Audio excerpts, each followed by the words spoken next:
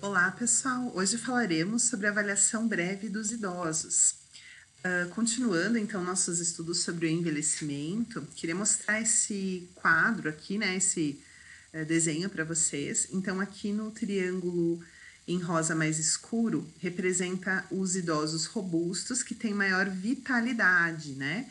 Então, o que seria um idoso robusto, como nós vimos anteriormente? Aqueles que têm independência, então, que estão aí com vitalidade. Isso não tem a ver com idade, né? Mas tem a ver com funcionalidade. Então, deixar isso bem claro. Então, quando essa vitalidade vai declinando, vai caindo, a pessoa passa para uma segunda etapa da vida, que seria um declínio funcional eminente. E essa pessoa é classificada, então, como um idoso em risco de fragilização, né? Então, aqui vão declinando, né? Vai decaindo a vitalidade. Como que nós vamos avaliar esse declínio? É isso que nós vamos falar nessa aula, né? Nós vamos mostrar um instrumento que vocês podem utilizar para verificar questões de funcionalidade, né? Quando esse declínio vai se intensificando mais ainda, a gente já passa a chamar essa pessoa, né, classificar ela como idoso frágil. Nós temos até um diagnóstico de enfermagem, que é a síndrome do idoso frágil, quando vai ocorrendo, então, esse declínio aqui, né? Esse declínio bem importante, ok? Então, o que a gente vai observando ao longo da vida, né? Que a vitalidade vai reduzindo e a fragilidade vai aumentando. Então, é nosso papel fazer a avaliação dos idosos, principalmente avaliação ampla, né? Mas também da funcionalidade para detecção de fragilidade, ok?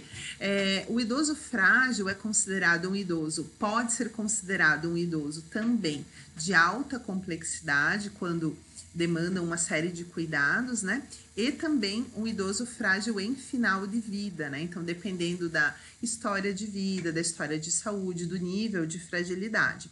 Então, essa avaliação, ela também nos auxilia a fazer uma avaliação relacionada ao prognóstico de fim de vida.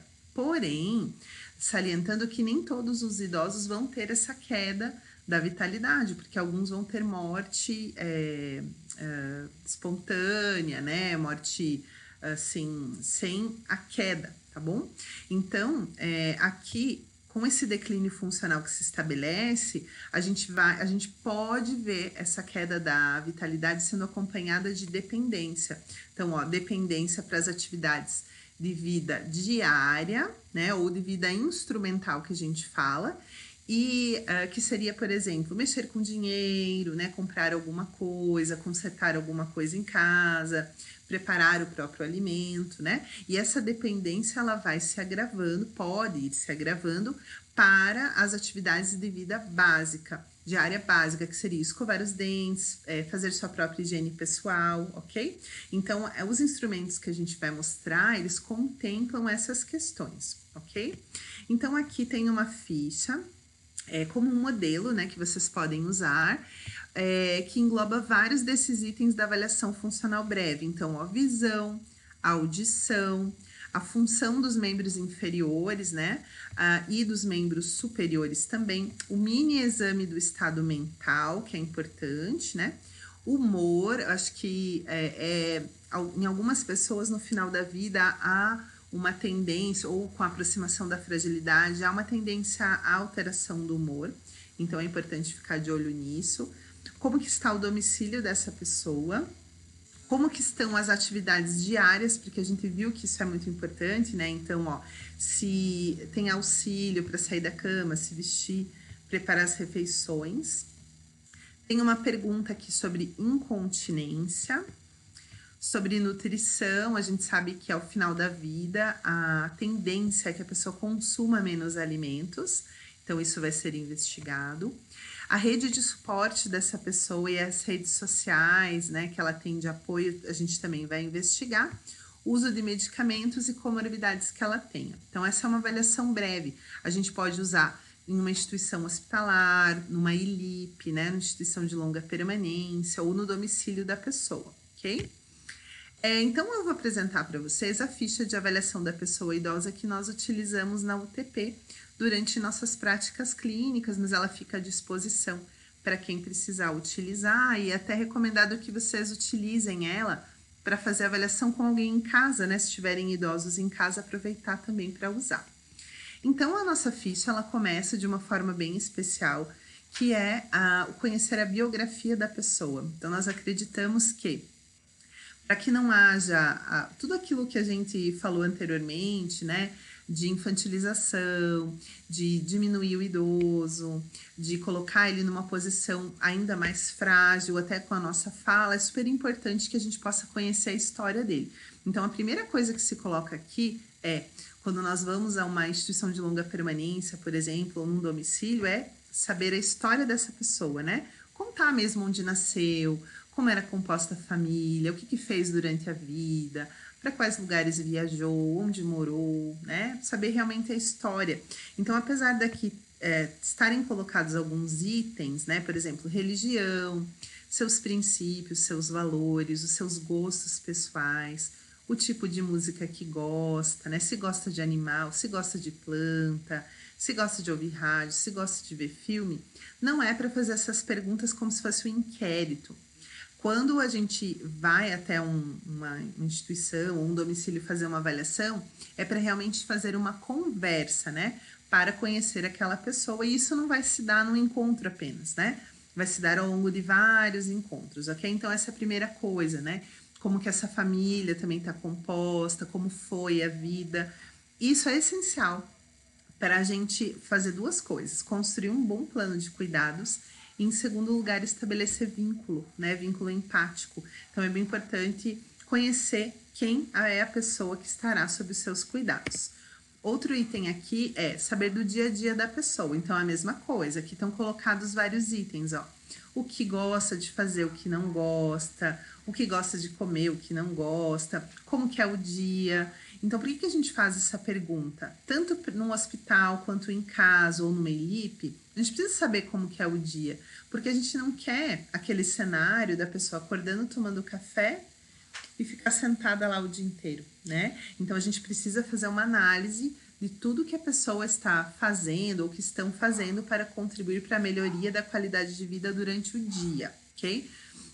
Com mais, pessoas com mais fragilidade ou com menos, tá?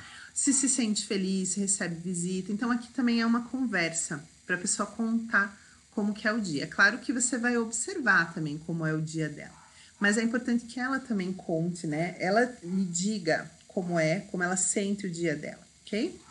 Aí aqui, doenças atuais de saúde, né? Se alguma doença já pregressa que afetou a vida, e os medicamentos em uso a gente vai perguntar.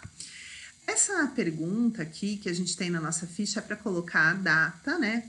Você vai fazer isso várias vezes. Pode ser semanal, ou a cada 15 dias, ou mensal, né? Você vai perguntar para essa pessoa como que está a saúde dela. Se tá muito boa, se tá regular, se tá ruim, muito ruim.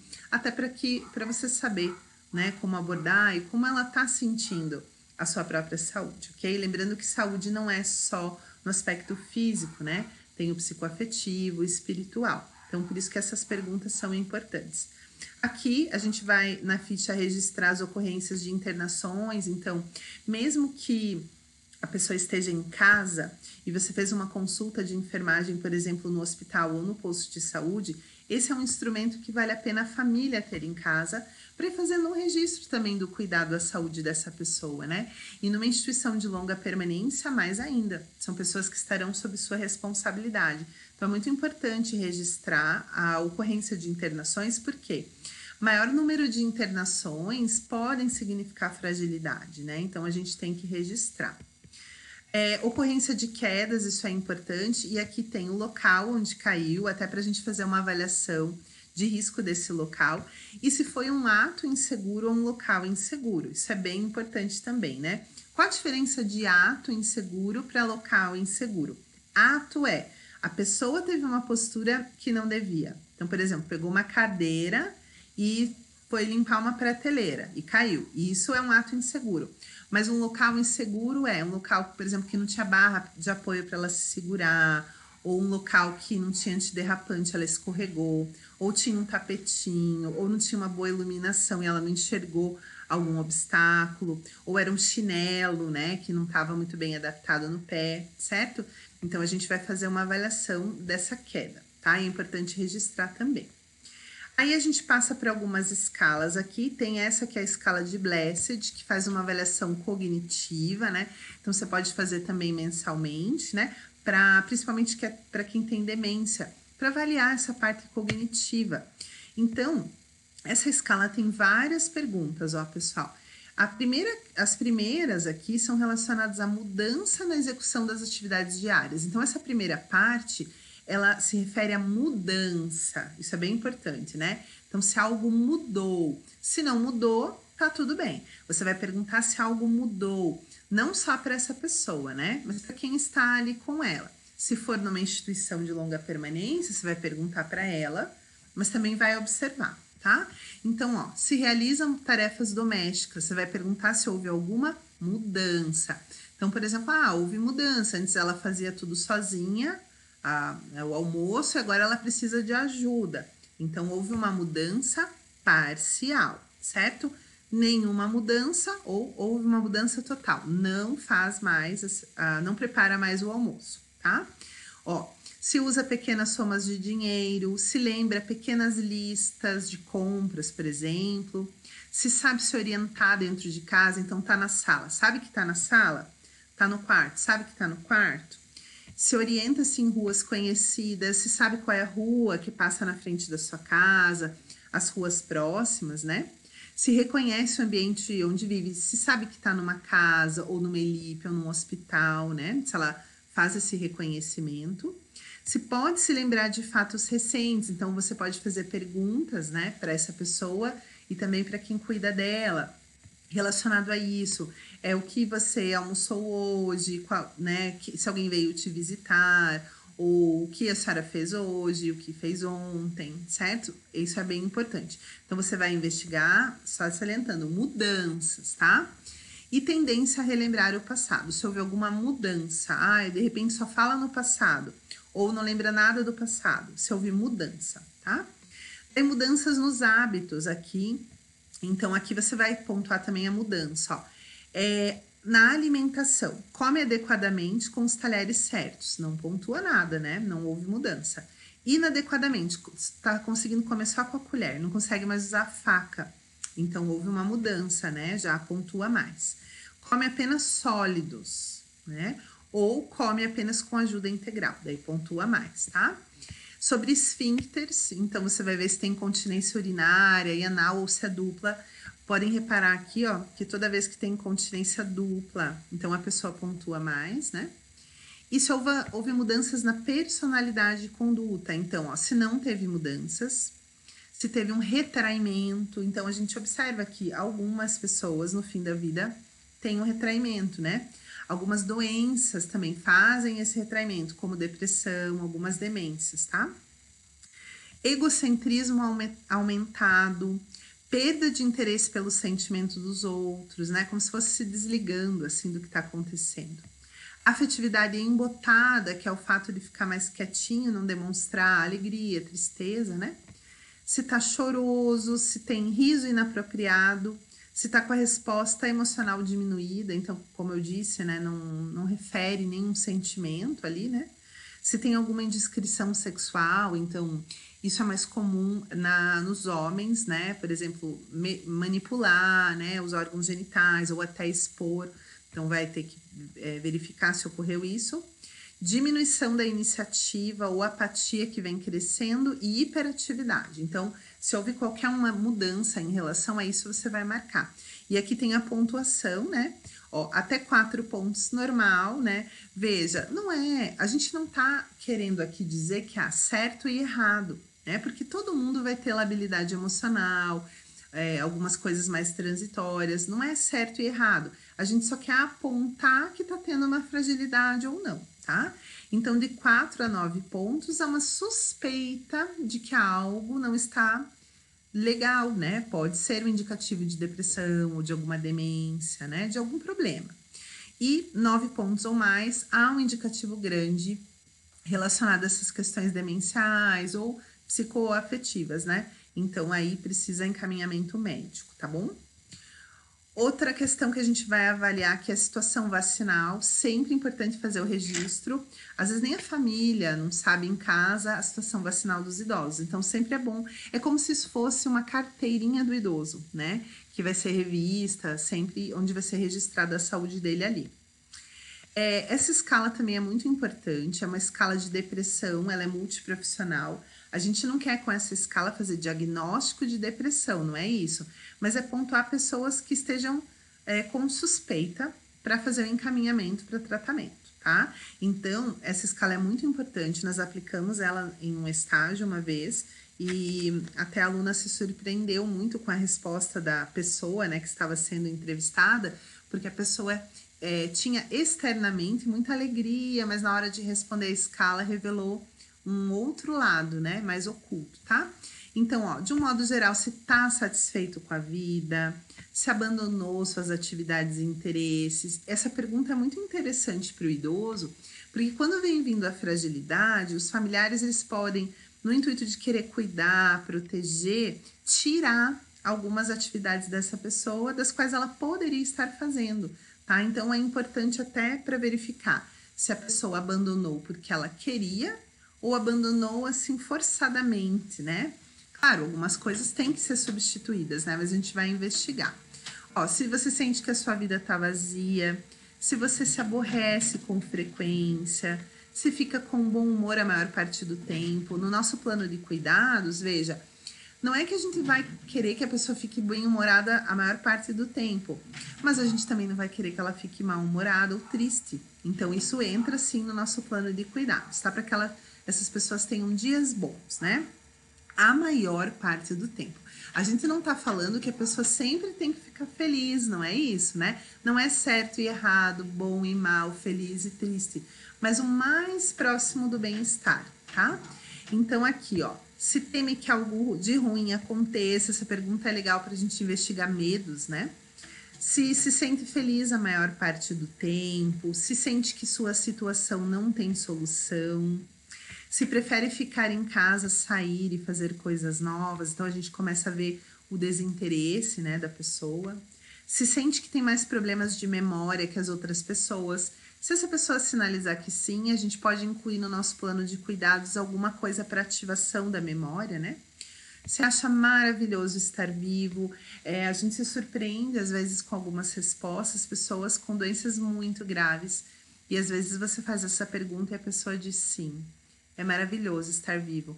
Então, isso são aprendizados, né? Se sente cheio de energia, se a sua situação é sem esperança. Veja, essa pergunta é delicada, eu vou fazer para quem estiver numa situação mais crítica, né? Principalmente de doença ou com algum problema pontual. Você pensa que a maioria das pessoas está melhor que você. Então, vou fazer essas perguntas e ali tem um score, ó, não deprimido, abaixo de 6 respostas positivas. Deprimido, 6 ou mais, depressão leve e depressão severa.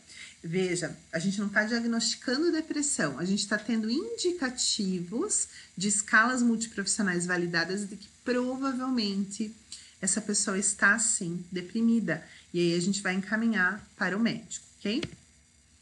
Aqui tem duas escalas muito importantes na avaliação do idoso, que é a escala de avaliação das atividades da vida diária de CATS e de atividades de vida instrumental de Lawton. Então, isso é muito importante, pessoal. A gente falou que são escalas, né, de atividade da vida diária e de vida instrumental que estão muito atreladas à vitalidade, à fragilidade, essa queda. Então, essas escalas ajudam a monitorar isso, tá? Então, ó, elas vão perguntar, escala de CATS, que é a vida diária, vai perguntar aqui, ó, se pode se alimentar, se vestir, cuidar da própria aparência, pentear o cabelo, fazer a barba, né? Se caminha próximo de casa, se consegue se deitar e levantar e tomar banho. E aqui tem, ó, pontuação. Se faz sem ajuda, pontua mais. Se faz com alguma ajuda, pontua menos. Se não consegue fazer, não pontua, tá? Se não responde, também não pontua, tá? Então, você vai ter uma avaliação breve aí das atividades de vida diária, né? Lembrando que quando a queda da funcionalidade, quando a fragilidade vem se instalando, isso tende a pessoa vai precisando de ajuda, tá? Escala de vida instrumental, então, você pode usar o telefone, viajar, fazer compra, se prepara a sua própria comida, se faz trabalhos domésticos, se toma seus remédios e se lida com seu dinheiro. Daí você vai ver também se faz sem ajuda, com alguma ajuda ou não faz. E aqui é muito importante, ó. Você tem que ver se não faz porque não consegue ou se é porque a família interditou. Então, família, como eu disse, no intuito às vezes de cuidar, interdita, né? Enfermagem também faz isso. Então, por exemplo, a pessoa consegue ir ao banheiro. Ah, mas para facilitar para mim, eu vou pôr uma fralda, né? Então, veja, eu é que tô tirando alguma funcionalidade da pessoa. Então, eu não devo fazer isso sempre que possível, né? Eu não devo fazer. Só quando realmente for necessário. E, às vezes, por exemplo, dinheiro. A família tira o dinheiro, vai no mercado, né? Vai pagar a compra, mas é o idoso que vai pagar com o dinheiro dele, mas é alguém da família que vai lá e paga. Ah, porque ele é lento, mas deixa ele pagar, né? Então, a gente até é boa essa escala para a gente avaliar essa questão, assim, de familiares que estão tirando a autonomia do idoso sem necessidade. Veja, eu posso ajudar, não preciso tirar, tá? Aí aqui o mini exame do estado mental, essa escala é super utilizada, ela também tem pontuação e ela vai avaliar várias coisas, ó, orientação, memória, cálculo, várias coisas. Então a gente vai fazer. Gente, a gente não aplica essas escalas num dia inteiro, tá? A gente aplica uma delas por dia. Então essa avaliação é uma avaliação longa. A gente não faz tudo isso num dia só. Né? A gente vai fazendo aos poucos, aplicando uma escala por dia, tá? Então, aqui, ó, orientação. Você vai fazer várias perguntas para essa pessoa e vai pontuar. Então, ó, que dia da semana estamos? Se a pessoa, você vai anotar a resposta dela. Hoje é segunda. Se ela disser a resposta certa, ela vai pontuar um pontinho, tá? Que dia é hoje, que mês, que ano nós estamos, que horas são aproximadamente, em que local nós estamos, né? Nessa casa, em que ambiente nós estamos, se sabe o nome do bairro, cidade e estado. Então, tudo isso vai pontuar. Se a pessoa sabe essas coisas, ela está com a orientação preservada. Se ela esqueceu algumas coisas, você vai incluir num plano de cuidados propostas para melhorar orientação. Colocar um calendário para ela marcar todo dia, que dia da semana que é, o dia, um relógio para ela ver as horas, né? Você vai estimular questões que tenham a ver com orientação. Memória imediata. Então, ó, você vai dizer 3 palavras para ela. Ó, eu vou dizer 3 palavras, por exemplo, carro, vaso e tijolo. E aí ela vai ter que repetir. Caso, vaso e tijolo. Normalmente, nessa etapa, as pessoas conseguem repetir. Não são todas, né? Repetem. Às vezes a pessoa já tem alguma queda na funcionalidade e não consegue repetir. Então, você vai testar memória imediata. Daí, você vai para cálculo. Você vai dar um papel para essa pessoa, né? Um papelzinho aqui, uma caneta, e vai fazer 5 contas para ela. Fáceis, né, gente? Soma, subtração, coisinhas fáceis. Se ela não consegue ler e escrever, tem um ajuste ao final ali da escala que eu já vou mostrar para vocês, daí não precisaria fazer essa parte, tá? Ela vai fazer as 5 continhas, você vai corrigir, e para cada continha que ela acertar, você vai dar um ponto, tá?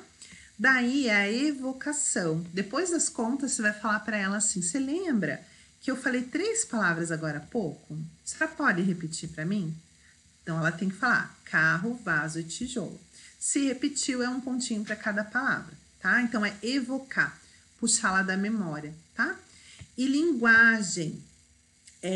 Você vai mostrar figuras para essa pessoa para ela dizer o nome daquela figura, tá? Então, por exemplo, você pode falar: o que é isso? Ah, uma caneta. Ah, o que é isso? Ah, é um grampeador.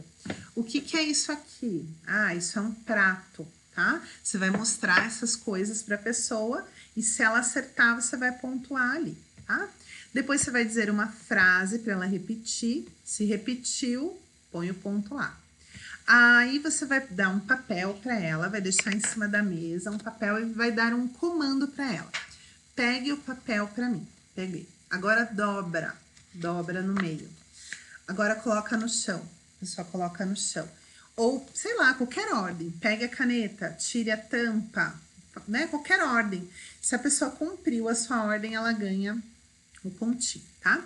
Nessa outra opção aqui, ó, vou lhe mostrar um papel onde está escrito uma frase. Então, você vai deixar um outro papel em cima da mesa. A pessoa vai abrir o papel e vai ter um comando dentro, uma ordem, né? Alguma coisa que ela tem que fazer. Eu coloquei a sugestão ali, feche os olhos. Então, ela vai ler o comando e vai fechar os olhos, para você ver se ela entendeu, tá? Pode ser algum outro comando. Por exemplo, erga os braços, né? Gostaria que escrevesse uma frase, então a pessoa vai pegar uma caneta e escrever qualquer frase que ela queira. E por fim, você vai dar um papel para ela com um desenho, pode ser de uma árvore ou de uma casinha, um desenho que você mesmo fez. E ela tem que copiar o desenho aqui do lado, tá? Então, isso você vai avaliar linguagem, tá bom? E aqui tem a pontuação, ó. Normal é 30 pontos, para os analfabetos, normal é 19, tá? E aí tem o ajuste dos pontos aqui por anos de escolaridade. Se der muito abaixo, gente, também a pessoa precisa ser encaminhada ao médico, tá? Para avaliação do porquê que tá baixo. Mas digamos que a pessoa tem uma demência, né? Como você vai usar essa escala? Você vai aplicar o ano, uma vez por ano ou a cada 6 meses para avaliar queda, tá? Se tá tendo queda em algum dos itens, tá? Depois de tudo isso, você vai colocar aqui todos os diagnósticos de enfermagem que você encontrou, tanto os reais, os problemas já instalados, quanto os de bem-estar. Então, você vai valorizar o que tá bom naquela pessoa também. Você vai colocar os possíveis e os de síndrome, então, que a gente usa eventualmente, né? É a síndrome do idoso frágil e de risco, tá? Você vai fazer todo esse registro aqui e ao final você vai colocar as intervenções que você propõe, tá? Lembrando que a intervenção, ela deve contemplar sim a esfera física. Então, por exemplo, auxiliar no banho de aspersão, né? Mas também a esfera social, psicoafetiva e espiritual, tá? Você pode trabalhar todos os itens que estão aqui na escala, ó. Você vai trabalhar itens de orientação, de memória, de cálculo, de evocação, de linguagem. Cada semana você vai fazer uma proposta de ação para essa pessoa, e isso é algo que dá para trabalhar muito nas ILIPs, tá? Nas instituições de longa permanência, ok? Então, aqui fazendo um resuminho, né? Para avaliar as atividades da vida diária, a gente tem a escala de CATS, que é as atividades básicas, a escala de Lawton para as atividades de vida instrumental. Atividades avançadas, aí são idosos que conseguem fazer as básicas, as instrumentais e ainda socializam. Tem um grupo no WhatsApp, no Zoom, e participa de, sei lá, mais alguma coisa, e lê, e faz várias coisas. Então, são atividades avançadas. E 2, aqui as questões de funcionalidade. Então, a nutrição, humor, cognição, mobilidade e comunicação. Essas escalas que a gente apresentou vão fazer uma avaliação desses itens, tá? E aqui tem um resuminho de tudo isso, né? Só para vocês relembrarem, então, né? Que a gente avalia as atividades de vida diária, de vida instrumental, humor, cognição, mobilidade, né? Condições nutricionais. E ao final de tudo isso, tem aqui as autoras, né, desse documento, elas destacam algumas coisas importantes para elaborar o seu plano terapêutico, ó. Após você identificar os problemas, todos os profissionais têm que elaborar o seu plano. Então, não é só a enfermagem, né? Todos devem elaborar. Então, é em equipe, todos participam da construção, incluindo a pessoa idosa. Então, eu não estou fazendo um plano sobre uma pessoa idosa. Eu estou fazendo com ela, para que ela também me diga, ah, isso eu não gosto de fazer, ah, isso eu gosto, tá? Então, a gente vai trabalhando aí, tá? Então, ó, a equipe vai avaliar e vai planejar, estabelecendo objetivos comuns, né? E, por fim, lembrar que o cuidado, ele é complementar, ele é independente, ele é coordenado, e fazer o registro dessa avaliação é importante, né? A longo prazo aí para o acompanhamento da pessoa idosa. Ok, pessoal? Espero que tenham gostado e que usem, né, essa aula aí na vida profissional.